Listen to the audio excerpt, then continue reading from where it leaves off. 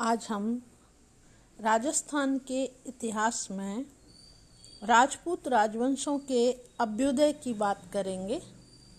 BA part second के second paper में topic आता है सबसे पहले राजपूतों के उत्पत्ति का, दूसरा राजपूत राजवंशों का अभ्युदय।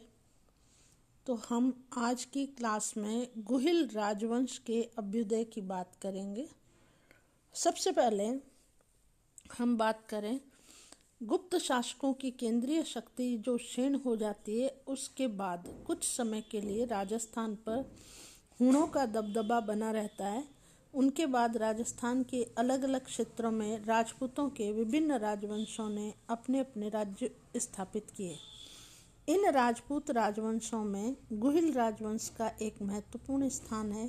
इस वंश के लिए गुहिलोत, गौहित्य, गौहिल, गहलोत, गौमिल आदि शब्दों का प्रयोग भी किया जाता रहा है। हम बात करें गुहिल राजवंश की परिचय की, तो ये राजपूत राजवंश गुहिलोत और गौहित्य, गौहिल, गहलोत और गौमिल आदि शब्दों के नाम से राजस्थान के इतिहास में जाना जाता रहा है। इस वंश में महत्वपूर्ण शासकों की भूमिका राजस्थान के इतिहास को बनाने और उसको संवर्धन करने में महत्वपूर्ण भूमिका रही है। हम बात करें गुहिलों की उत्पत्ति की, तो गुहिल वंश की उत्पत्ति और उसके बाद उसके आदि निवास स्थान के बारे में विद्वानों में काफ़ी मतभेद है। अबुल फजल के अनुसार, अबुल फजल को आधार माने तो इन्हें ईरान के बादशाह का वंशज बताया गया है, अर्थात गुहिल विदेशियों की संतान है।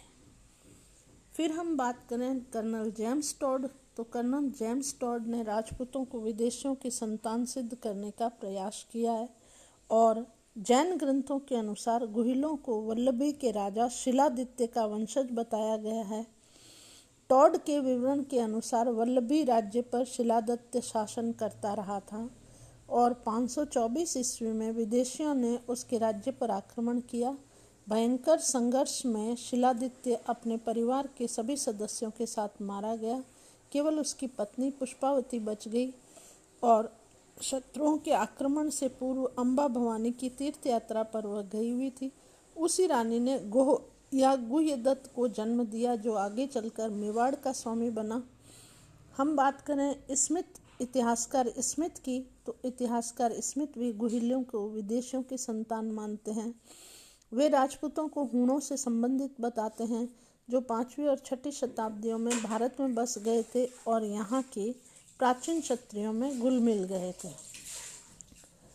वीर विनोद के लेखक कविराज श्यामलदास यह तो मानते हैं कि गुहिलों का आदि निवास स्थान वल्लभी रहा, परंतु वे गुहिलों को विदेशियों की संतान नहीं मानते।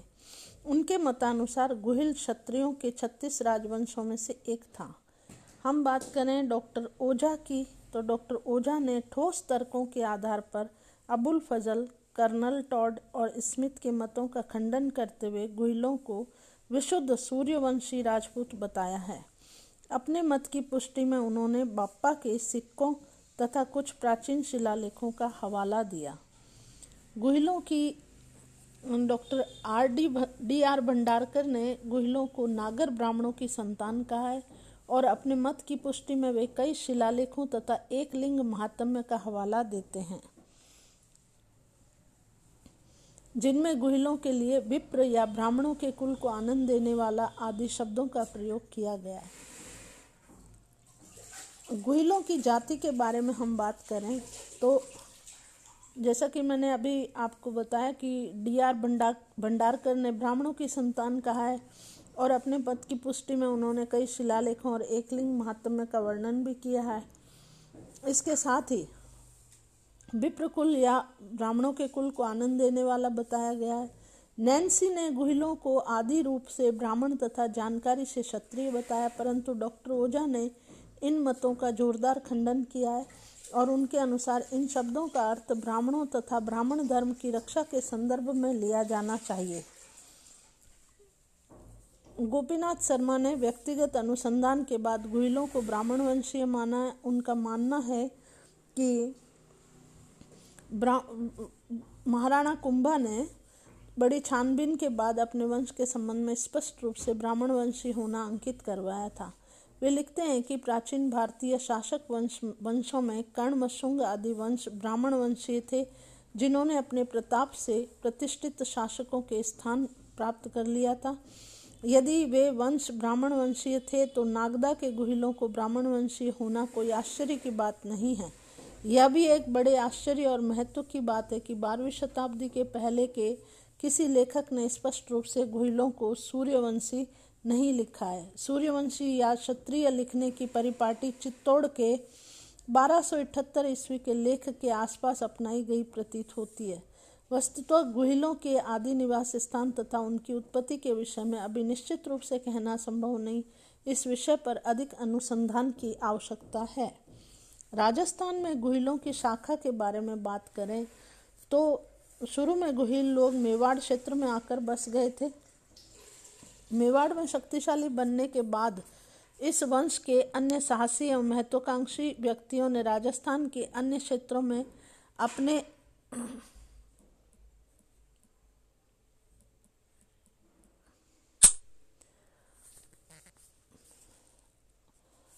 अपने राज्य स्थापित करने का प्रयास किया। उनमें से कुछ सफल भी रहे। क्योंकि मेवाड़ का गुहिल वंश इनमें सबसे शक्तिशाली और प्रतिष्ठावान था, अतः इस वंश के नवोदित शासकों ने भी अपने अपने वंश को गुहिल से प्रारंभ करना सम्मानजनक समझा। शिलालेखों एवं ताम्रपत्रों से गुहिल वंश की अनेक शाखाओं का विवरण मिलता है। नैन्सी की ख्यात में गुहिलों की 24 शाखाओं का उल्लेख किया गया है। कर्नल टॉड ने भी 24 शाखाओं का उल्लेख किया है। यद्यपि उनके नाम नैन्सी के नामों से पूरी तरह मेल नहीं खाते हैं। इन 24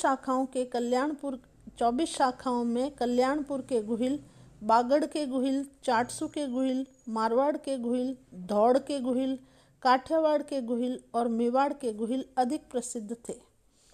कल्याणपुर के गुहिलों के बारे में अधिक जानकारी नहीं मिलती है और चाटसू के गुहिलों ने लंबे समय तक शासन किया और इस वंश के शासकों को गौड़ों से परास्त करने, अरबों की प्रगति को रोकने तथा प्रतिहारों को सहयोग देने और बाद में मालवा के एक क्षेत्र को अधिकृत करने का गौरव मिला। बाद में चाटसू के गुहिलों ने चौहानों की अधीनता स्वीकार कर ली और मालवा क्षेत्र के गुहिल कुमारपाल सोलंकी के सामंत बन गए। कुमारपाल के सामंत की हैसियत से विजयपाल गुहिल ने बागड़ के कुछ भागों पर अधिकार जमा लिया, परंतु इसके बाद बागड़ के लिए विभिन्न वंशों में संघर्ष जारी रहा और 12वीं सदी के मध्य में मेवाड़ के गुहिलों की सहायता से आहड़ा गुहिलों ने इस क्षेत्र को अपने अधिकार में ले लिया। धौड़, ये जहाजपुर के निकट का स्थान है। धौड़ के गुहिल स्वतंत्र शासक के रूप में सफल नहीं हो पाए और उन्हें अन्य राजवंशों का सामंत बना रहना पड़ा। मारवाड़ में बसे गुहिल भी लंबे समय तक अपनी स्वतंत्रता को कायम नहीं रख पाए और 14वीं सदी में उन्हें परास्त होकर राठौड़ों का प्रभुत्व स्वीकार करना पड़ा।